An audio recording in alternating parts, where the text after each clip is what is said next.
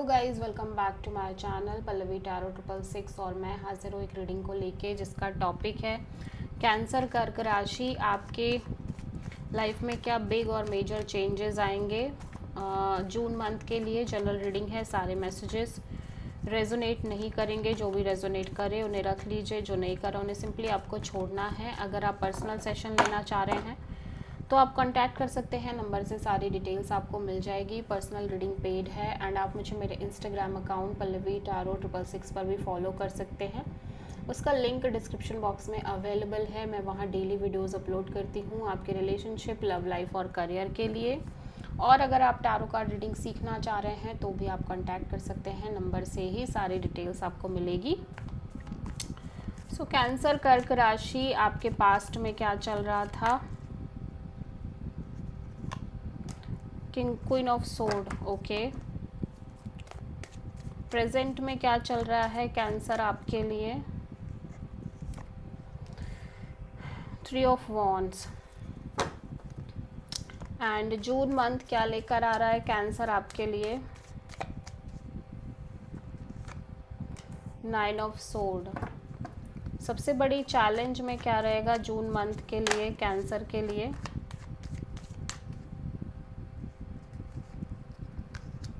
Hermit. Universe की तरफ से क्या एडवाइस रहेगी कैंसर आपके लिए जून मंथ में। टू ऑफ पेंटिकल्स और हिडन फैक्टर में क्या रहेगा कैंसर के लिए जून मंथ में। Four of pentacles. ओवरऑल क्या एनर्जी रहेगी कैंसर आपके लिए जून मंथ के लिए। Eight of wands. Final outcome क्या रहेगा जून मंथ के लिए आपके लिए कैंसर। सो पास्ट में मैं देख रही हूँ कि आप बहुत ज़्यादा लॉजिकल, प्रैक्टिकल, कोल्ड एनर्जी में दिख रहे हो। किसी भी सिचुएशन को लेके आपके अंदर एक डिटैचमेंट और एक कोल्ड काइंड ऑफ एनर्जी दिखाई दे रही है। At the same time present में मैं देख रही हूँ आप एक कांस्टेंट वेटिंग में दिख रहे हो सकता है आप ट्रैवल कर रहे हो, लॉन्ग डिस्टेंस ट्रैवल कर रहे हो आप में से कुछ लोग, बट एक कांस्टेंट वेटिंग दिख रही है आपके साइड से। और वो जून मंथ में बहुत स्ट्रेस दिख रहा है, स्लीपलेस नाइट्स दिख रही है, एंग्जाइटी दिख रही है, ठीक है। सोच रहे हो बहुत ज़्यादा किसी चीज़ को लेके, बहुत ज़्यादा ओवर थिंकिंग दिख रही है। सो सबसे बड़ी चैलेंज में कहीं ना कहीं आप या तो पेशेंस मेंटेन नहीं कर पा रहे हो चीज़ों के रिगार्डिंग, या जो आपने एक्सपीरियंस किए हैं अभी तक अपनी लाइफ में कुछ चीज़ों को लेके, उनकी वजह से आप या तो बहुत ज़्यादा पॉजिटिव नहीं हो पा रहे हो चीज़ों को लेके, ठीक है। सो मे बी ये चैलेंज हो सकता है यूनिवर्स की तरफ से। कहीं ना कहीं यूनिवर्स कह रहा है कि आप बहुत ज़्यादा अनस्टेबल हो अपनी एनर्जीज़ में। तो पहले तो आपको ही क्लियर होना पड़ेगा कि आप क्या चाह रहे हो। अगर आप किसी सिचुएशन और पर्सन और चीज़ के रिगार्डिंग बहुत अनस्टेबल हो तो सबसे पहले आपका खुद का ये होना चाहिए कि आप पहले बहुत क्लियर हो चीज़ों को लेके। फोर ऑफ पेंटिकल्स यहाँ पे है। सो मैं देख रही हूँ आप बहुत क्लोज्ड ऑफ हो और आप कुछ चीज़ों को लेट गो नहीं कर पा रहे हो। मैं देख रही हूँ छोड़ नहीं पा रहे हो चीज़ों को।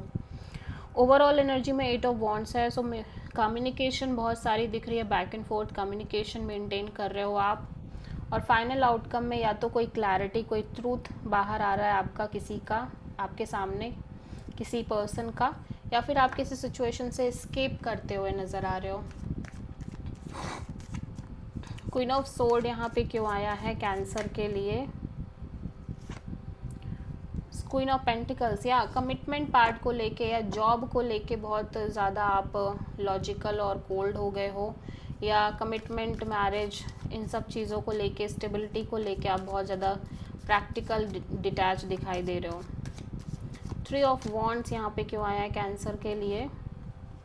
सो यू फील कॉन्स्टेंट, आप क्योंकि कॉन्स्टेंटली एक वेटिंग में हो जिसकी वजह से आप बहुत ज़्यादा बिट्रेड फील कर रहे हो। यू फील लाइक कि आपकी चीज़ें क्यों नहीं आगे बढ़ रही हैं, आप ही कहीं ना कहीं कॉन्स्टेंट वेटिंग में क्यों हो, आपको ही चीज़ों में क्लैरिटी क्यों नहीं मिल रही है।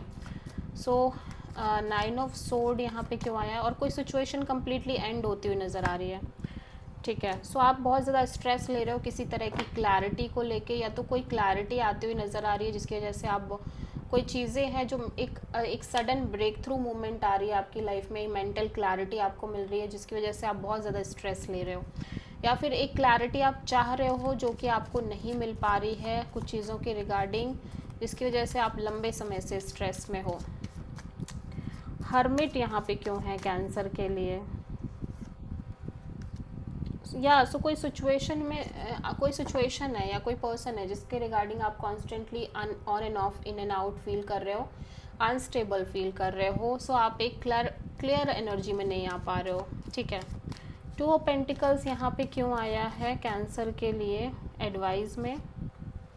या बिकॉज यूनिवर्स कह रहा है कि आप कुछ भी कर रहे हो उसमें आपकी एनर्जीज बहुत स्ट्रांगली कंज्यूम हो रही है, और अगर आप ये डिसीज़न नहीं ले पा रहे हो कि आपको उस सिचुएशन में बहुत स्ट्रांगली एफर्ट करना चाहिए या नहीं करना चाहिए, तो मेक श्योर कि आप अपने आप को थोड़ा सा टाइम दो चीज़ों को, ठीक है। फोर ऑफ पेंटिकल्स क्यों आया है कैंसर के लिए? या सो आप डिटैच होने की कोशिश कर रहे हो कुछ चीज़ों से, बिकॉज यू फील लाइक कि कुछ चीज़ें हैं जिनको आप लाइक होल्ड करके चल रहे हो और लेट गो नहीं कर पा रहे हो, और सिंपली आपका हार्ट चक्रा क्लोज्ड है, ठीक है। सो आप डिटैच होने की कोशिश कर रहे हो।